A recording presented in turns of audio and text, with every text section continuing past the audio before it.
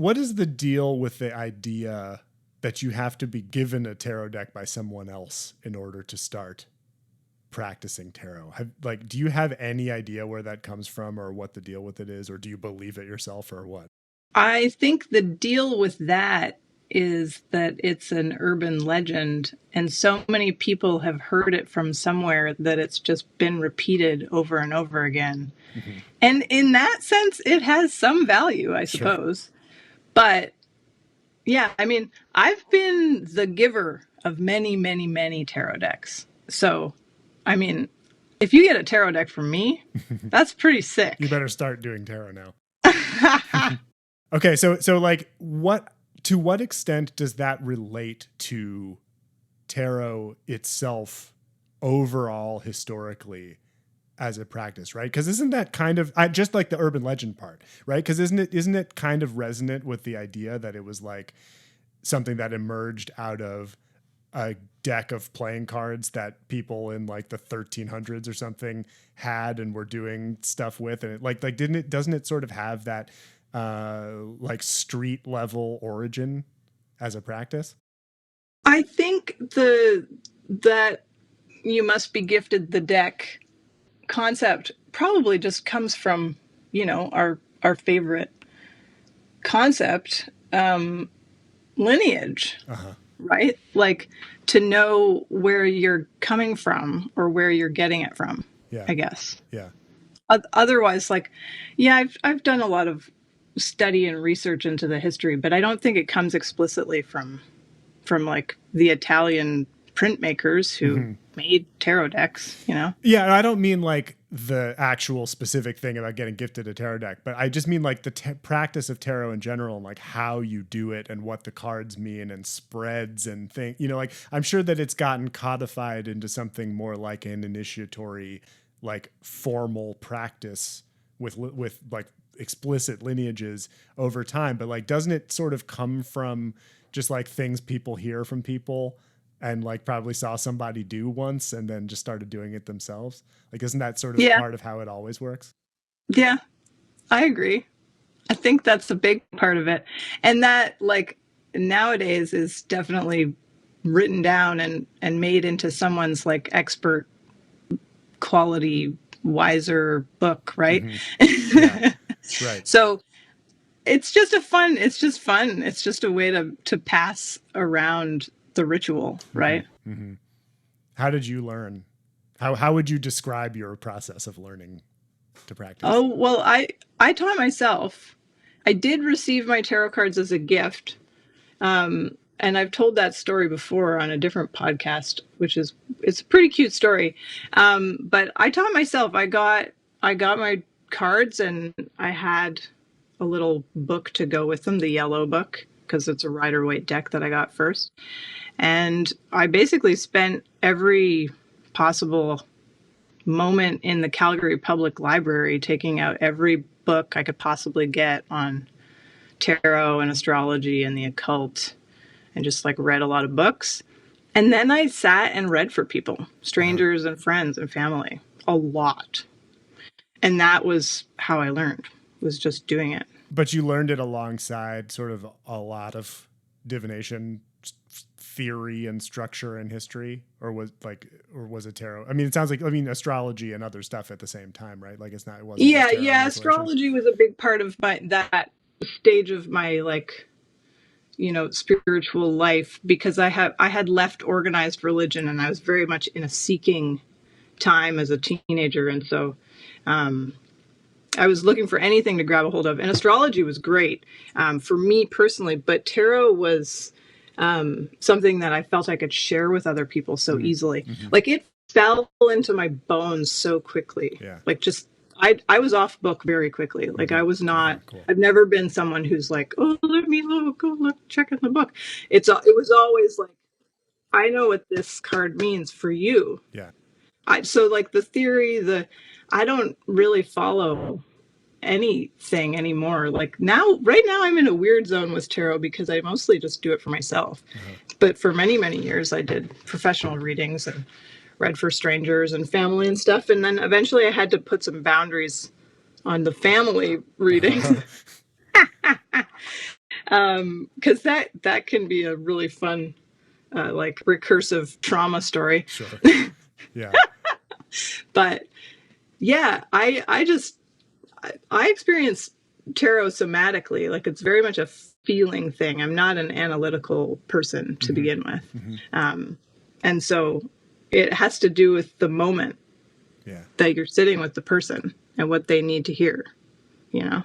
Did it connect to you in some way, like with something that was there before that you did before you were handed these cards? Like, was there anything like this kind of like somatic symbolic divination happening for you in your younger, like unformed, self-directed times in life?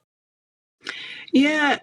I mean, I spent a lot of time alone as a kid in the woods, in the farmlands. Like I grew up rural, and so yeah, like trees and streams and small animals.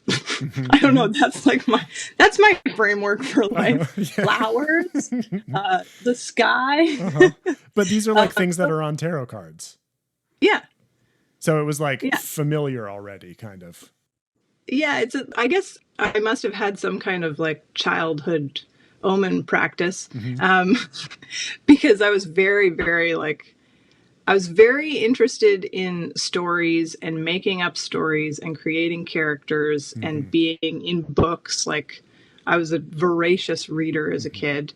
I lived in a big old like Victorian farmhouse with, you know, tons of bumps in the night and like haunted paintings with the creepy eyes that follow you. So I was just ripe for like a fantastical system that could be like wielded at hand, like you can carry it in your purse.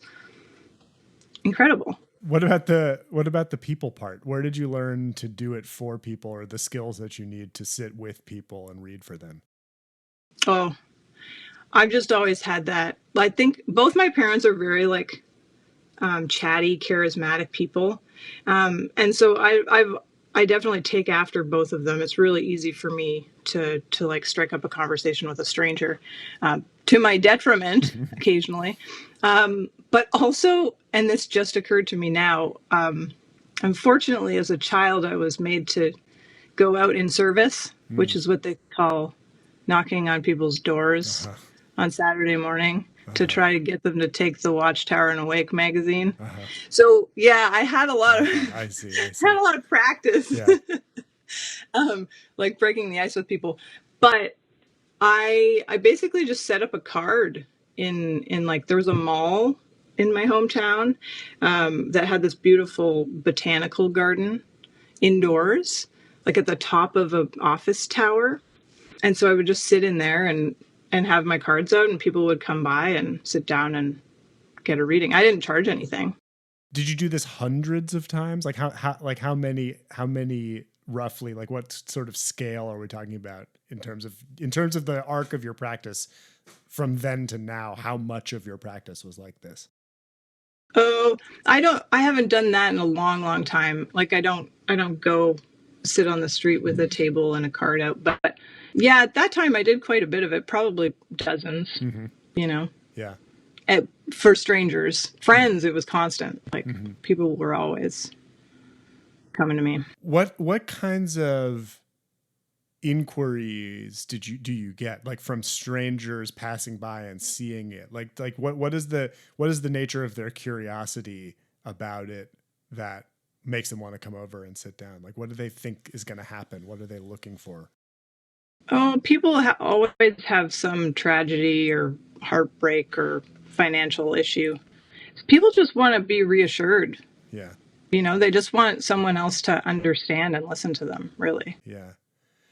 Yeah. But do you think tarot is approachable in a way that's different from other systems? Or, like I encounter so much resistance to astrology And sometimes have to be like, listen, I'm trying to help you here. But tarot was never like that for me. Like I don't talk about it that much, but I've been reading tarot since I was 20 years old too. And like, Yeah. it was also like that. It was like people would come up to me and be like, oh my God, will you do that for me?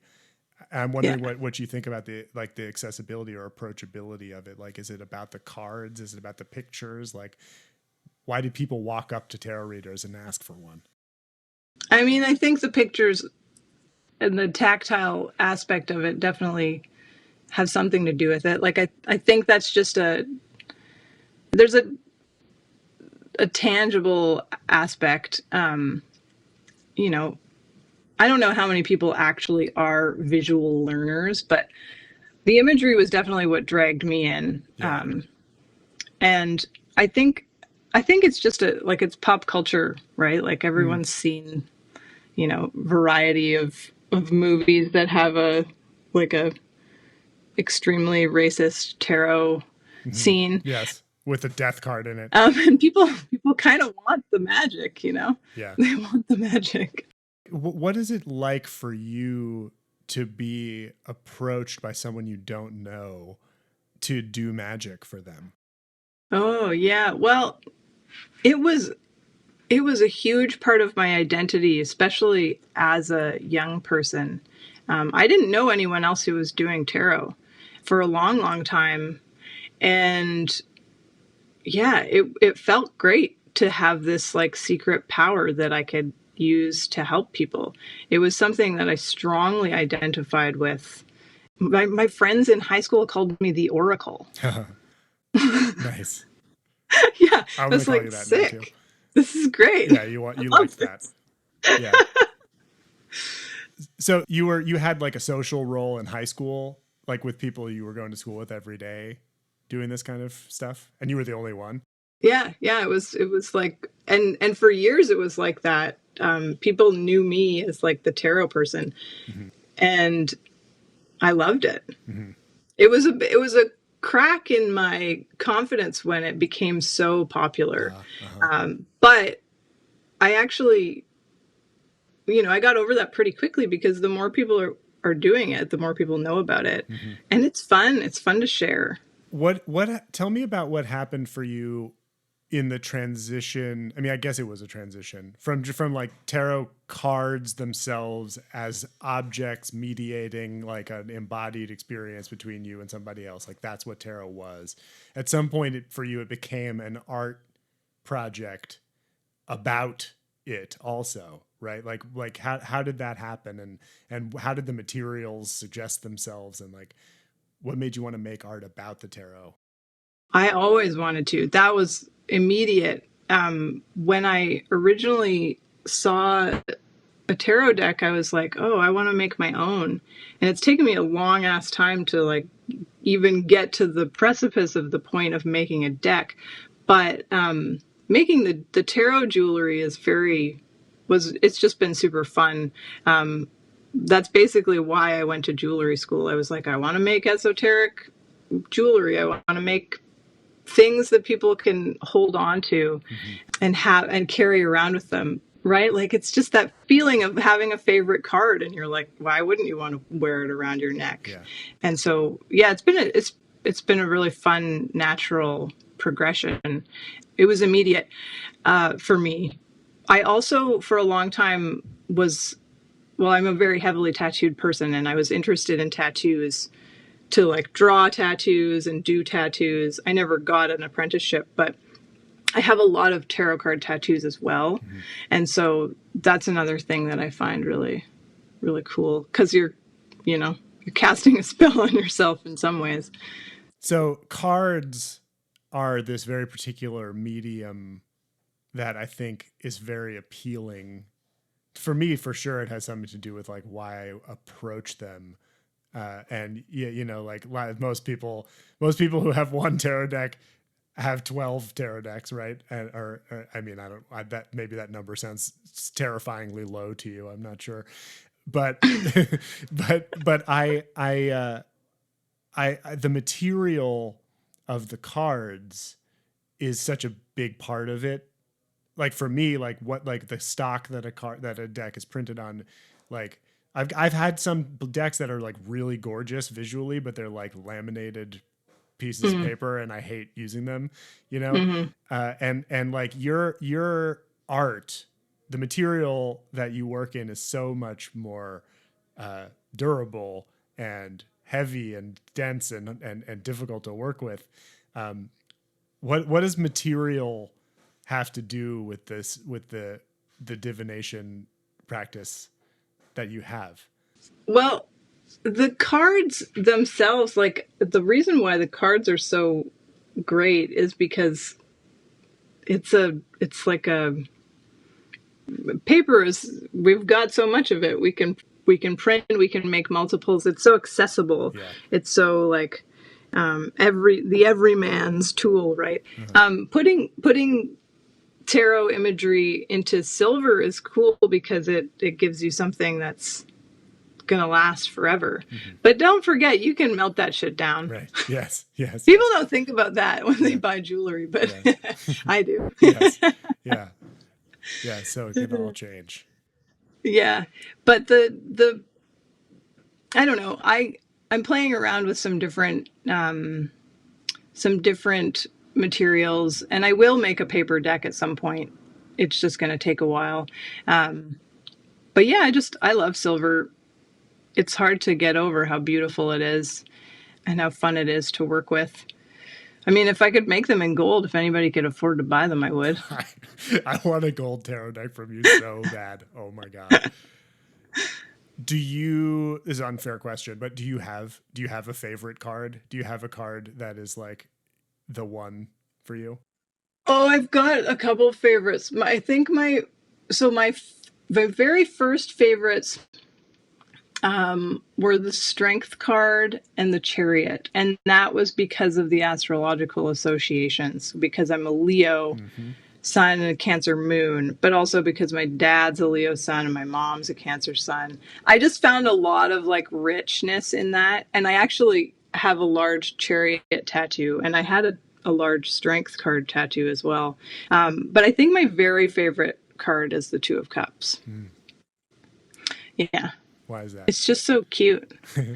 It's it's just so cute. It's love. It's romance. Yeah. It's connection. It's and I'm obsessed with that, you know, the staff of Hermes and the like, especially on the Smith Waite design, the lion with the wings, right? That's been my like personal sigil for so long. Yeah. I feel like I have a question about love in the tarot. Like I feel just there's like a lot of cards that speak to love, maybe even relative to other topics that I can think of. And yet some of the cards that seem most obviously about love are not about love, or are not about it in a straightforward way like the Two of Cups is. And like the difference between the Two of Cups and the Three of Cups, right? What do you think is up with, I mean, like, you know, the Lovers is sort of the one that I think that most people would probably pull out if you were like, what's the tarot card that's about love? And then, you know, there's the Three of Swords and the way that that's depicted. And people think that must have something to do with love, even if it doesn't, or, you know, it's that one is deceptive. Right. But like why it just feels like love is a big topic for the tarot. And I wonder if you agree and why you think that is.